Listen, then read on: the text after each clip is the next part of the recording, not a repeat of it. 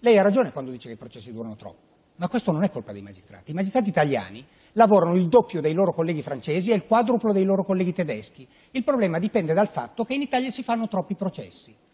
Allora, per risolvere il problema della durata della giustizia bisogna ridurre il numero dei processi.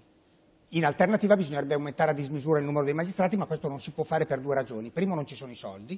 Secondo, non ci sono neanche i candidati idonei, perché noi ogni anno facciamo un concorso a 350 posti, abbiamo 20.000 domande e non copriamo i posti messi a concorso. Quindi anche qui bisogna aver chiaro quello che si ha in mente di fare. Diminuire il numero dei processi è molto ma molto facile. È una delle cose più facili in assoluto. In penale basta fare una massiccia depenalizzazione. Noi facciamo centinaia di migliaia di processi del tutto inutili, quando una sanzione amministrativa sarebbe incomparabilmente più efficace. Un processo penale... Perché non viene fatto? Questo bisogna chiederlo al Parlamento, perché approva depenalizzazioni ridicole. Nella depenalizzazione del 2000, fra le altre cose, fu abolita la sfida duello. Adesso io faccio il suo mestiere da quasi 40 anni, non solo non ho mai visto capitata, un processo... Ecco, senta, dottor Davigo, ma al Senato è passata con la fiducia, poi dovrà passare alla Camera, la riforma del processo penale. Sempre tornando un po' al discorso diciamo, di ciò che viene reso pubblico delle inchieste, si dice che, praticamente tutte le intercettazioni che non riguardano persone indagate o coinvolte nelle inchieste non potranno entrare nei provvedimenti o essere messe a disposizione delle parti. Questo a tutela appunto di quelle persone che magari entrano nell'inchiesta perché sono intercettate ma non sono parte dell'inchiesta e vengono comunque messe alla mercé del pubblico, no? Dei lettori, eccetera. Le sembra una misura giusta? Ma io credo che non reggerà davanti alla Corte Costituzionale o davanti alla Corte Europea dei diritti dell'uomo. Chiarisco subito. Ovviamente la selezione non può che farla all'inizio il pubblico ministero, il quale valuterà come rilevanti le cose che interessano a lui. Ma una cosa che per il pubblico ministero è irrilevante potrebbe essere rilevantissima per il difensore, che ha parlato col suo assistito. Ma come si fa a sottrarre gli atti ai difensori? Ma come si fa? E poi dicono che quello non garantista sono io. Posso aggiungere una cosa? Mi sembra di capire che ovviamente lei ha molte riserve su questa riforma del processo penale. Oggi Raffaele Cantone, che invece ha sostenuto in un incontro che è stato a porte chiuse che comunque questo processo penale nuovo favorisce la lotta alla corruzione. Quindi sono degli strumenti, la prescrizione viene aumentata anche se non in maniera ottimale, però gli strumenti messi a disposizione rendono la lotta alla corruzione più facile. Lei è d'accordo su questo? Assolutamente no. Allora, c'è una norma che veramente sembra scritta da persone con disturbi mentali. Va bene. Scaduto il termine per le indagini preliminari... Una cosa leggerina. Adesso vi dico che cosa hanno scritto. E questa non è una delega, questa è una norma immediatamente applicabile se verrà approvata dalla Camera. Allora, scaduto il termine per le indagini preliminari, se entro 3 mesi il pubblico ministero non chiede il rinvio a giudizio, cioè non esercita l'azione penale o non chiede l'archiviazione, il procuratore generale deve avocare il procedimento. Deve. Allora, attenzione, cosa succederà? Oggi le procure, siccome non riescono a fare tutti i processi che hanno, per quel carico fuori misura che dicevo, devono seguire dei criteri di priorità che di solito sono dettati dalla legge, per esempio i reati di maggiore gravità, e quindi facendo prima delle cose ne lasciano lì delle altre. Siccome quelle altre, quando scadono i termini per le indagini, dovranno essere definiti, non potranno averli definiti, dovranno essere avocati tutti dalle procure generali. Le procure generali hanno un organico che è inferiore al 10° dell'organico delle procure, quindi non potranno farli, dovranno applicare, cioè trasferire i magistrati dalle procure alle procure generali per fare i fascicoli che prima in obbedienza alla legge hanno lasciato lì. Cioè è una roba priva di senso comune.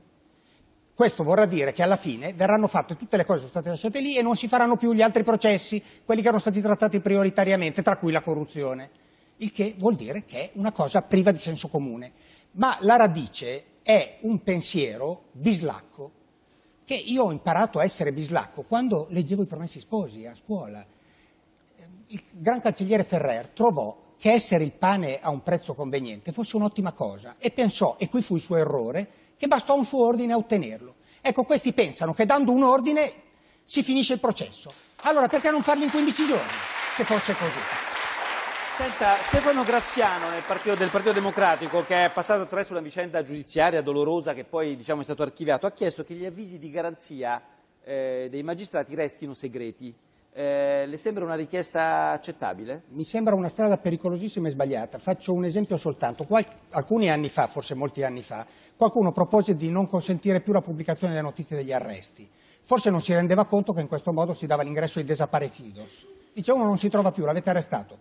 Non si può dire. Vogliamo una situazione come quella dell'Argentina? Dove la gente scompare e non si sa che fine ha fatto? Perché questo sarebbe il segreto totale su quello che fanno i magistrati. Senta, ma in Italia oggi si va in galera per corruzione di più o di meno rispetto agli anni di Tangentopoli? Di meno, certamente, un meno decimo. Meno che certo. degli anni 90. Perché per un decimo addirittura? Perché ci sono meno processi, perché in Italia la corruzione non viene scoperta praticamente mai, perché per 15-16 anni la classe politica ha fatto di tutto non per stroncare la corruzione, ma per stroncare le indagini e i processi sulla corruzione. Ma non ci sono strumenti alternativi al carcere più efficaci per combattere? Per la corruzione certamente no. La corruzione intanto può essere scoperta soltanto con gli strumenti tipici del giudice penale, le intercettazioni, le perquisizioni, i sequestri, le rogatorie internazionali. Non sono consentite a nessuna autorità amministrativa queste dalla Costituzione. In secondo luogo è un reato che ha due caratteristiche fondamentali. Prima di tutto è un reato seriale, quindi chi commette queste cose non è che fa una volta tanto e non serve neanche se è un dipendente pubblico mandarlo via o se è un funzionario elettivo mandarlo via, perché si assicurerà un futuro come intermediario. Perché non è facile andare in un ufficio pubblico a offrire denaro a qualcuno, ci vuole uno che sappia chi prende le mazzette e chi non le prende, perché se vado da uno onesto finisco in galera. Ma secondo me è già un errore l'andata, non solo il ritorno. Cioè io penso che i magistrati non debbano fare politica mai. Prima di tutto perché non sono capaci, di media. Poi c'è qualcuno che è bravissimo. L'abbiamo sperimentato. Ha questo sospetto su Emiliano anche, no? Non si pronuncia sul caso singolo. Ma lo spiego perché non sono capaci. Allora, prima di tutto, ci sono due modi per conferire gli incarichi pubblici, il criterio di competenza e il criterio di rappresentanza. Noi eleggiamo col criterio di rappresentanza il sindaco che governa le nostre città e scegliamo, dovremmo scegliere con criterio di competenza, il primario di cardiochirurgia che si deve operare a cuore aperto. Dal punto di vista teorico nulla vieta di fare il concorso a sindaco e di eleggere il primario. Poi bisogna vedere se la gente è disposta a farsi operare da un primario eletto anziché scelto per capacità tecnica. Questo è un altro problema. Fin qui poco male, perché i magistrati sono sì scelti per competenza, ma ci sono tantissime professioni in cui si accede per competenza. Però i magistrati hanno una caratteristica diversa da tutte le altre professioni, hanno le guarentigie, cioè sono inamovibili, non possono essere sindacati per quelle decisioni che prendono, eccetera, per tenerli al riparo di ciò che pensa l'opinione pubblica di quello che fanno loro. Allora, ma potete pensare che uno dopo anni che agisce con criterio di competenza, al riparo dalle valutazioni dell'opinione pubblica, sia idoneo ad agire con criterio di rappresentanza? Di solito no. Una volta l'ex collega Di Pietro mi ha detto in un dibattito una cosa che mi ha colpito. Io ho anche pensato che probabilmente si è pentito delle scelte che aveva fatto. Mi ha detto, vedi, come magistrato tu dai degli ordini che in un modo o nell'altro vengono eseguiti.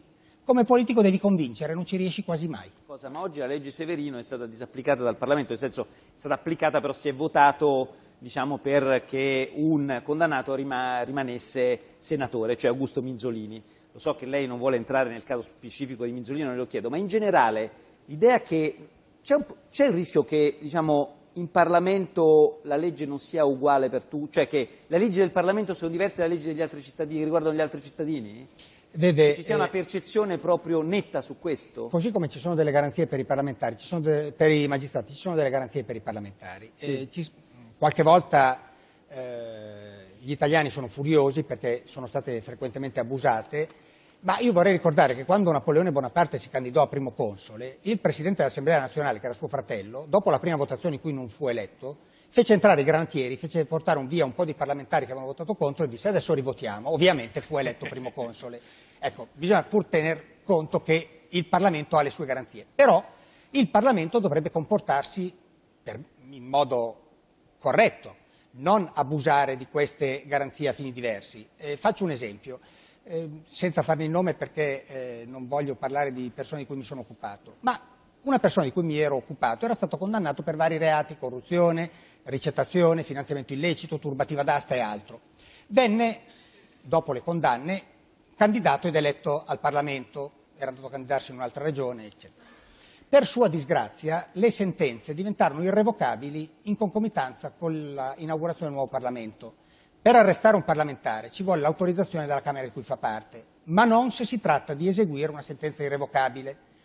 Quindi lui venne arrestato il giorno dell'inaugurazione del nuovo Parlamento in esecuzione di queste sentenze definitive.